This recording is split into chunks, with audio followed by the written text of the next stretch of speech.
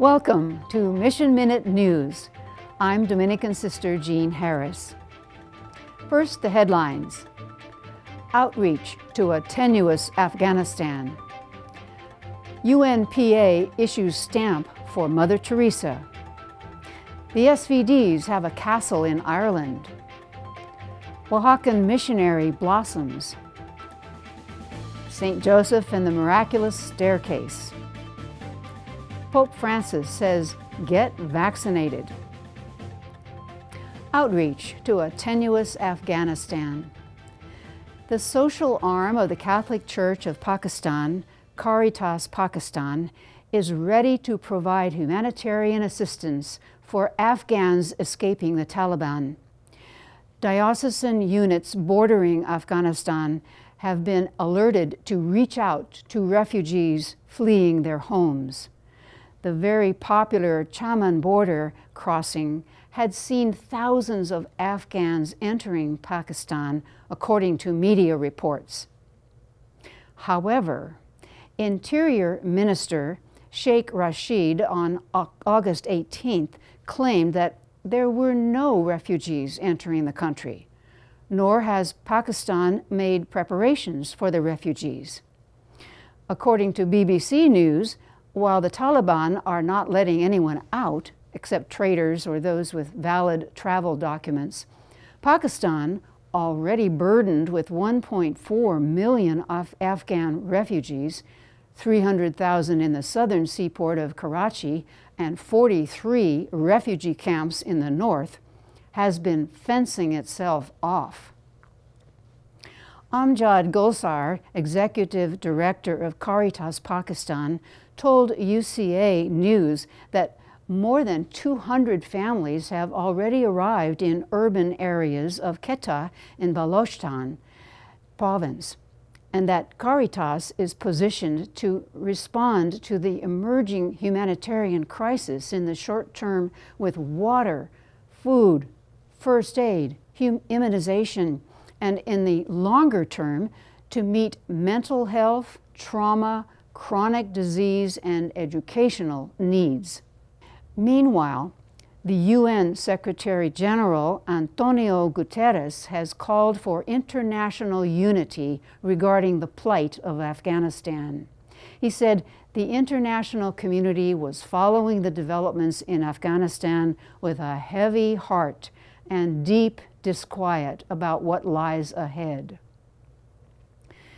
The humanitarian crisis, he said, affects 18 million people, fully half of the country's population. The world is watching. We cannot and must not abandon the people of Afghanistan.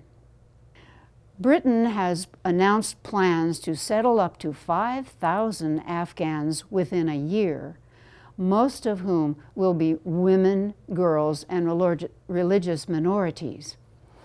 Around 20,000 Afghans will be welcomed to the UK over the coming years. Germany says it's considering evacuating up to 10,000 people, including Afghan support staff and human rights activists. UNPA issues stamp for Mother Teresa. On August 12, 2021, the United Nations Postal Administration issued a commemorative stamp honoring Saint Mother Teresa of Calcutta. According to UN sources, the team behind the stamp consists of artist Martin Mork, an accomplished and prolific stamp engraver, and designer Rory Katz of the United Nations. The stamp features an engraved style portrait of Mother Teresa. A quote appears to the right of the portrait: "Not all of us can do great things, but we can do small things with great love." The stamp is generally similar to three others: the 2-franc Nelson Mandela stamp and the $1.30 Kofi Annan stamp, both from 2018, and the $2.75 Mahatma Gandhi stamp issued in 2019.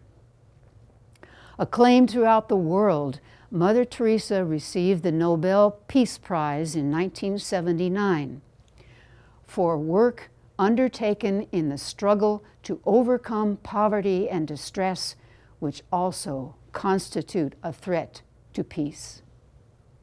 In 2010, the U.S. Postal Service issued a commemorative on Mother Teresa's death anniversary, September 5th.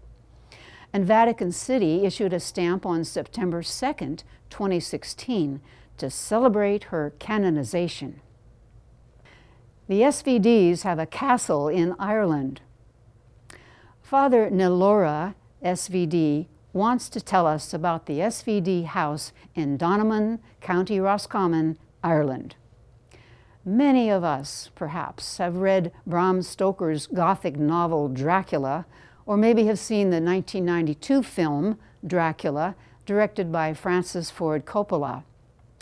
Father assures us there's no Dracula in Donaghmon Castle, but a similar idea has played an important role in the history of Donaghmon Castle. It was no surprise for me, therefore, when I read a brief history of Donaghmon Castle to learn that the castle remained vacant for 19 years, from 1920 to 1939, shunned by the local people who believed it was haunted by the ghost of a former bailiff. Donaghmon Castle is one of the oldest dwellings in Ireland. It was a fortress from earliest time, but the first recorded reference is in the Annals of the Four Masters for the year 1154. After much destruction and rebuilding, Donaghmon was vacant those 19 years until in 1939 the Divine Word missionaries bought the property. The grounds were a wilderness and the castle itself in ruinous condition. After slow and difficult beginnings, Donaghmon Castle looks elegant today, thanks to the hard work of earlier generation SVDs. Father Nelora has enjoyed several visits since 1998, meeting, instead of Dracula, many great and wonderful missionaries who have been to Asia, Africa, Australia, America, and Europe. Oaxacan missionary blossoms. Sister Jane Smutna, SSPS, arrived in Mexico for her cross-cultural experience in 2018. Presently, she is working in the state of Oaxaca in youth ministry and teaching English to the little ones at the Josefa Stenman's Child Care Center. She'll soon return to Slovakia to profess her final vows. When I look back, I am grateful for all that I have received and experienced. I feel very enriched in many ways. I am enchanted by the beauty and the cultural diversity of Mexico. Oaxaca, where I have lived for 2 years, is beautiful, resplendent in its many colors. Although the pandemic does not allow us to live as we did before, I experience life not only lived, but celebrated at every moment. At the same time, I am impressed by the simplicity and the humble faith of many people who, in the midst of so many difficulties, worries, illnesses, go to the Lord's feet for solutions. For me, it is an incomparable experience that invites me to live my own consecrated life with hope and joy. As I serve older people, sick people, children, and youth in my various apostolates in Mexico, I have received many blessings myself.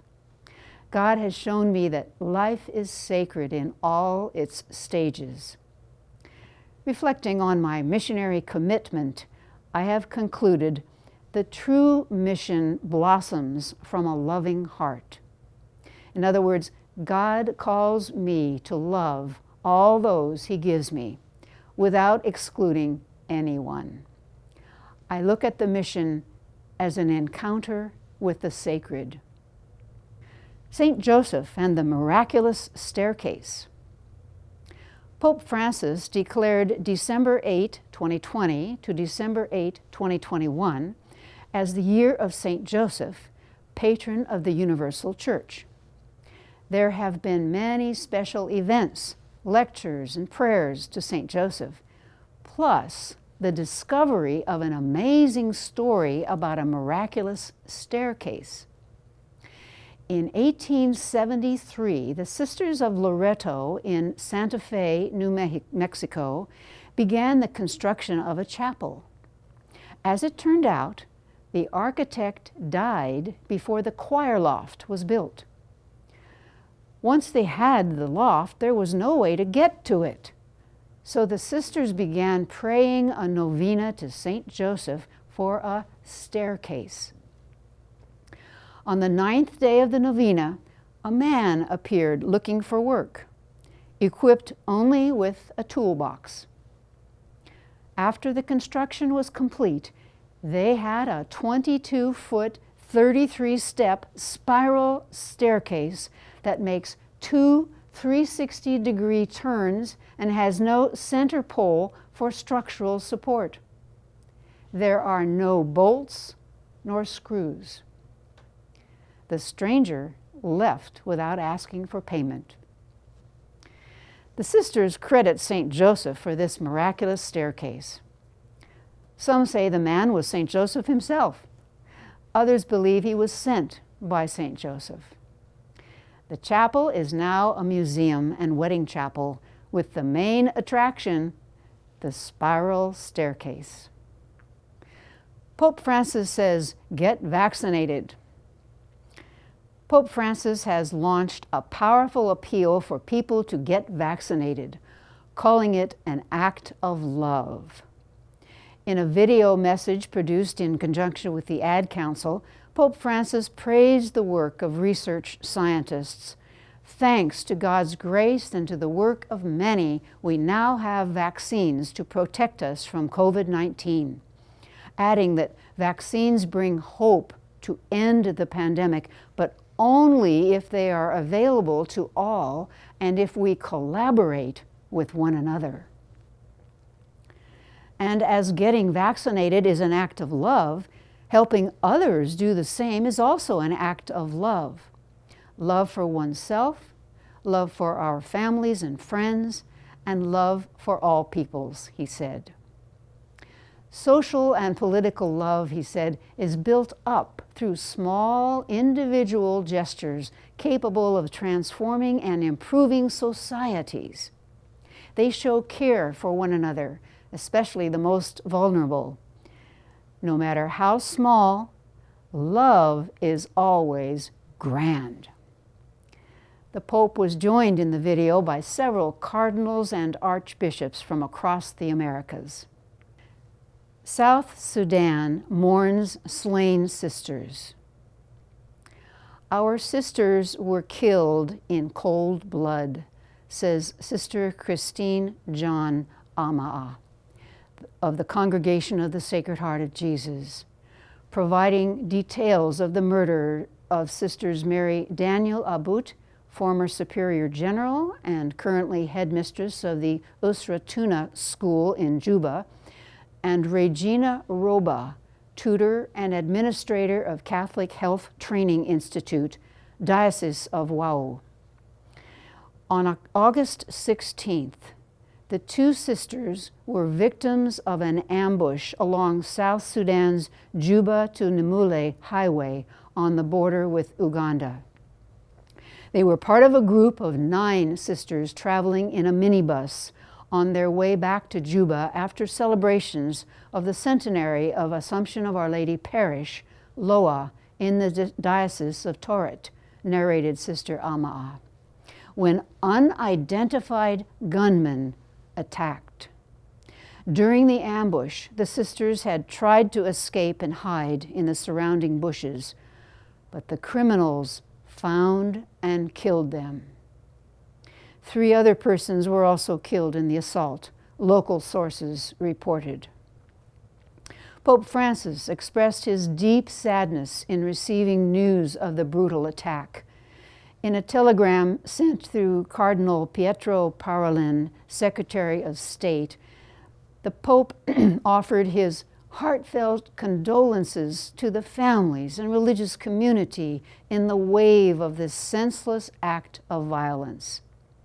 He expressed his hope that their sacrifice will give impetus to the need for peace, reconciliation, and security in the region, and offered prayers for their eternal rest and the comfort of those who grieve their loss.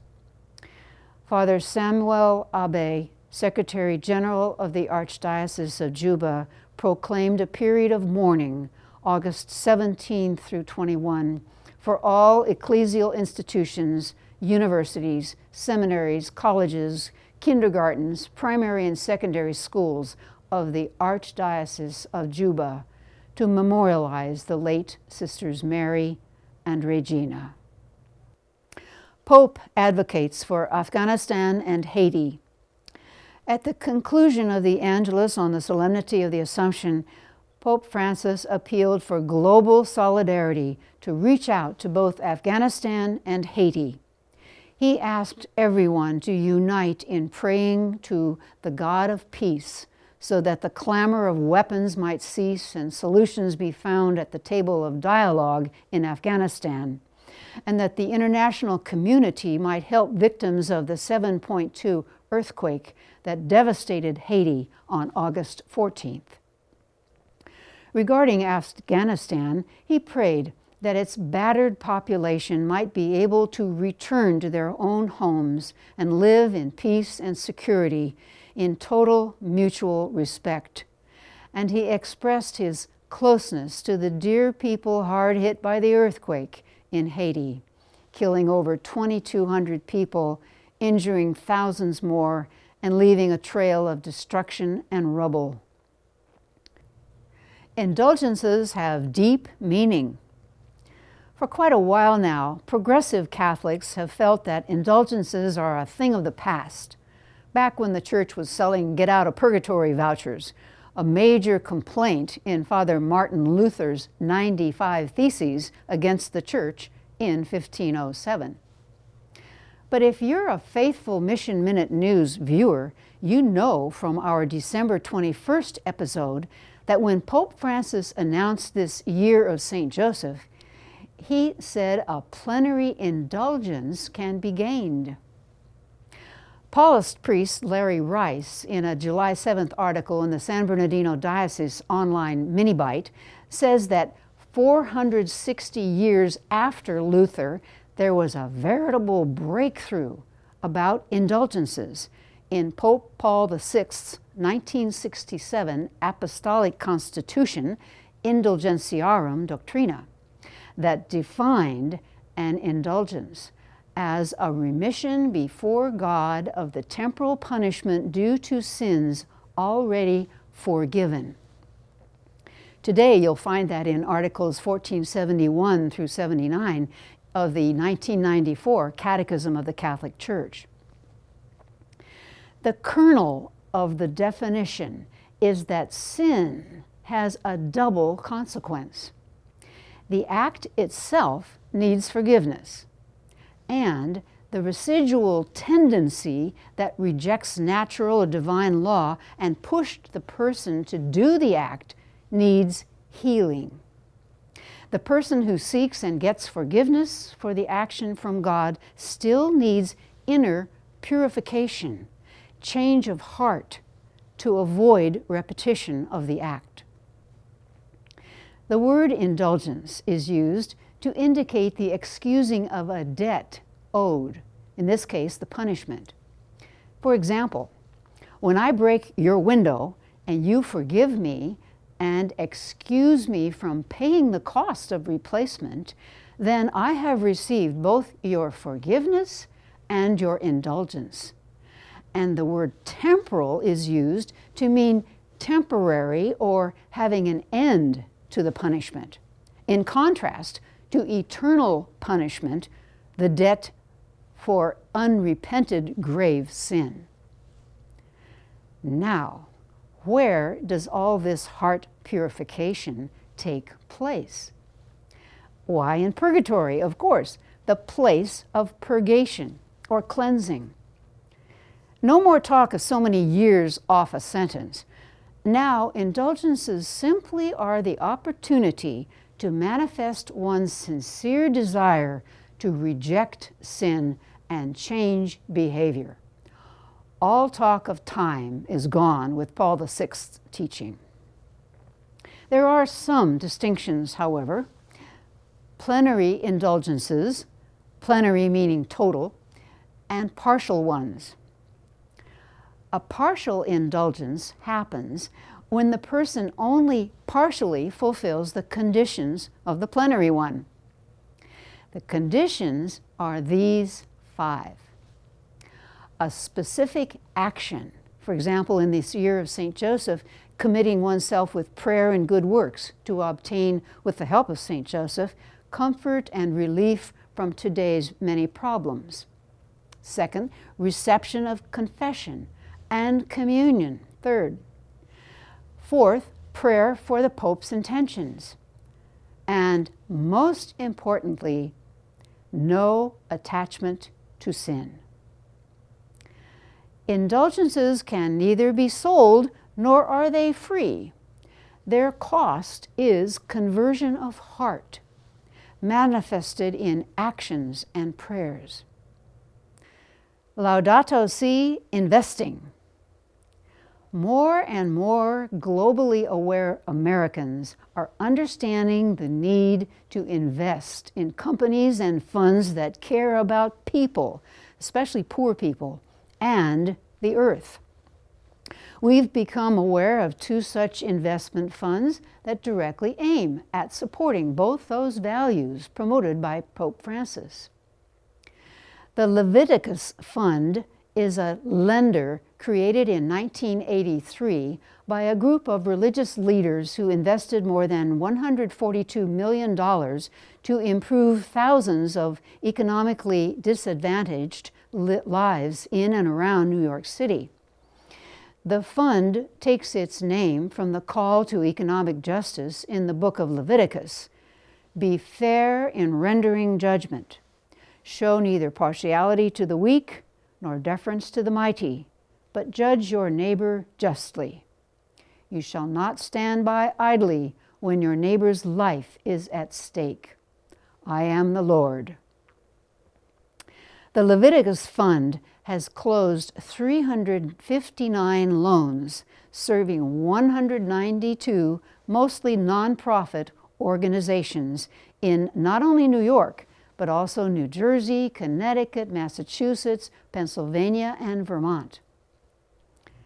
Another brand new fund launched on June 18th this year, the 5th anniversary of Pope Francis' Laudato Si encyclical, focuses on saving the people of Earth, particularly marginalized communities hurt by global warming, and the Earth itself, our common home.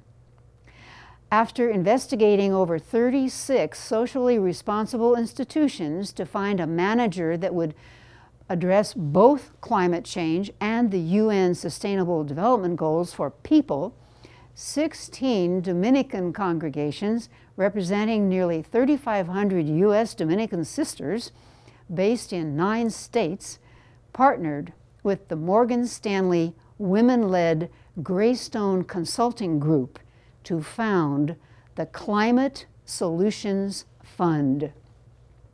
The original corpus of $46 million has attracted more than $130 million in capital investments. The initiative aligns with efforts that Catholic sisters around the world have undertaken for years to address issues related to both poverty and ecological degradation. Brazil's indigenous suffer constant threats. Sister Stella Maris Martins, SSPS, works for the cause of indigenous people in the state of Minas Gerais in Brazil's North Province. She reports the plight of an indigenous group that is directly affected by the collapse of the Vale Mining Company's dam in 2019 in the municipality of Brumadinho state, which totally contaminated the river on which their life relied.